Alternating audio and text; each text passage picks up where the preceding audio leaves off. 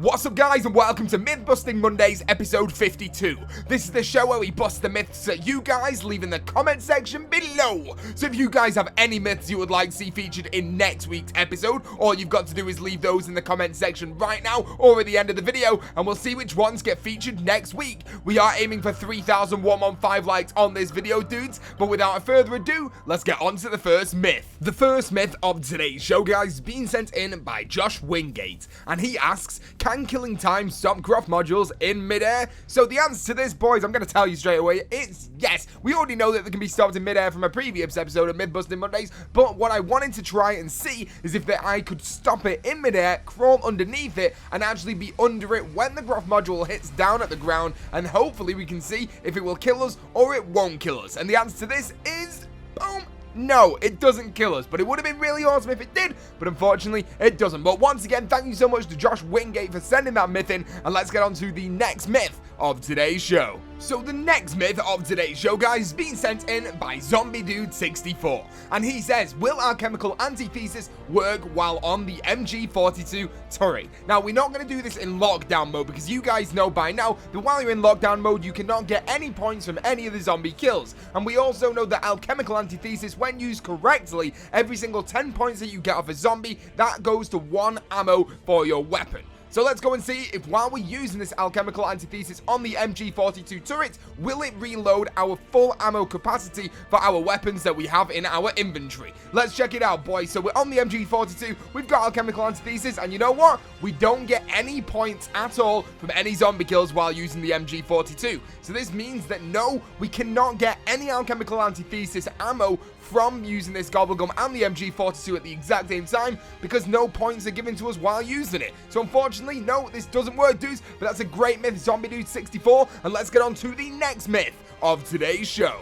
So the next myth of today's show, guys, being sent in by IB the Thug, and he asks, myth, what happens if you waste all the ammo in the gun you get while using disorderly combat, aka the Vespa or the LK9? So if you guys don't know, disorderly combat basically gives you a random weapon every 10 seconds, and some of these weapons can be like the Vespa or the VMP, and those weapons don't have a lot of ammo in. And as we know from previous maps, when we used to have the death machine and double tap at the same time, the death machine used to have an ammo capacity on there, and it used to reach 0. Now when it hit 0, the death machine would still fire, but does this work in the exact same way as when we're using disorderly combat and use all of the bullets for the Vespa? Let's check this out, boys. So it's rolling down, it's rolling down, it's rolling down, and boom!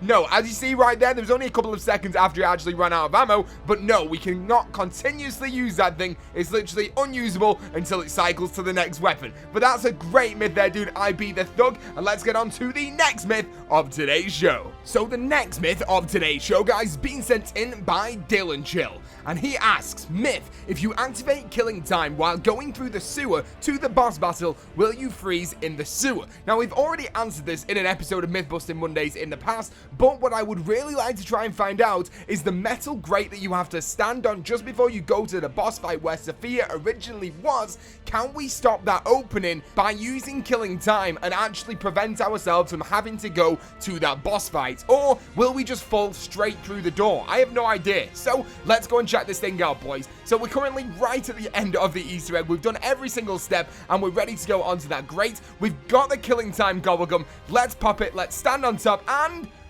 oh, we just fall straight through. Like, legitimately, it doesn't move, but we go straight through it anyway. That kind of sucks. I wish it wouldn't have done that. I wish we would have literally not had to go to it, and it literally wouldn't have let us go through. But the cool thing is, as we see right now as well, I run over to the robot thing, and we get to see that the robot laser does not spawn in with killing time either. So that's 2 myths in one right there, baby. No, the grate does not open, but we still fall through it, and the robot's laser cannot move. I didn't even mean to bust that one, but it managed to get busted in the process anyway. But thank you so much, Dylan Chill, for sending that one in, dude. And let's get on to the next myth of today's show. So the next myth of today's show, guys, is being sent in by the Runaway Student. And he asks, myth, if you use ephemeral enhancement, then disorderly combat, do the weapons you get from disorderly combat be Pack-a-Punch. Now, this is awesome. So if you guys don't know, ephemeral enhancement basically pack-a-punches any of your weapons for 60 full seconds. Now, if we use this and actually have a pack-a-punch weapon and then grab disorderly combat, which gives you a random weapon every 10 seconds, but if you've got a pack-a-punch weapon, it'll give you a pack-a-punch weapon every 10 seconds.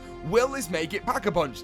Let's check it out, boys. So we've got ephemeral enhancement. We've pack-a-punched our weapon. Let's go over to this gobblegum machine right now. And yep, there you go. Disorderly combat. And no, dude, it doesn't work. Unfortunately, it just goes straight back to a normal gun. That would have been so awesome if it works. But unfortunately, it doesn't. But another great myth here today on this episode of Myth-Busting Mondays from the Runaway Student. Thank you so much for sending that in, dude. And let's get on to the next myth of today's show. So the next myth of today's show, guys, is being sent in by Sniper Ryan. And he puts, myth, in Grod Krovi, if you use killing time while a zombie is on the flinger trap, then activate the trap, will it launch the zombie while it is still frozen? Now let's go and try this out, boys. So we're gonna pop that killing time when the zombies are on that flinger trap. I'm gonna run down, activate the trap, and let's see what happens, dude. And let's see. Boom!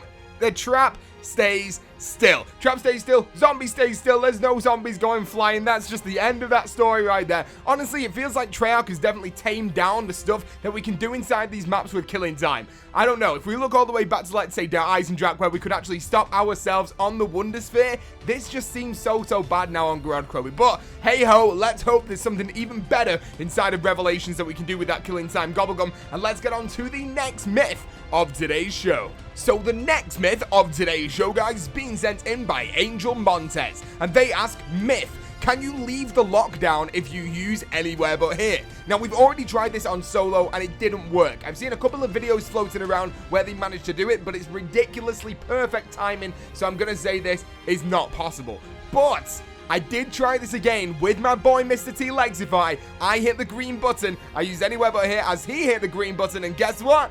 He got locked in that lockdown on his own, and we got teleported back to the map. So yes, you can do this on co-op, and even better, if you do this on co-op with 3 of your friends, and you have an inside joke with those friends to troll one of them, so you always keep one guy stuck in there forever, that could be really funny, and one of the best trolls I've ever seen. But anyway, dudes, let's get on to the final myth of today's show. And the final myth of today's show, guys, is being sent in by Jacob Anderson, and he asks, myth, does Danger Closes protect you from the upgraded Monkey Bomb's small explosions? Now, I don't know about you guys, but whenever I've upgraded those Monkey Bombs by using that Crate Power Gobblegum, that is always the way that I go down and get killed on Grod Krovi. I always throw the Monkey Bomb, walk into it, and it pretty much instantly kills you.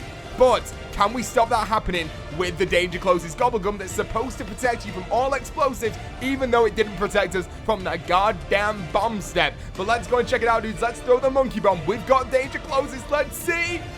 Yes, boys, it works. We cannot get killed by that upgraded Monkey Bomb anymore as long as we use that Danger Closest Gobblegum. That is awesome. That makes me so happy. Finally, we get another awesome Danger Closest myth right there. Thank you so much for sending that in, Jacob Anderson. That is awesome. And thank you so much for watching episode 52 of Myth-Busting Mondays. If you guys enjoyed the episode at all, just make sure you drop a like. We'll aim for 3,115 likes on this video. You know how we do. If you are brand new to the channel, make sure you click that subscribe button, become the latest member of the Pizza Club, and also leave your myths in the comment section below right now if you want to be featured in next week's episode. And as always, guys, thank you so much for watching, and peace out.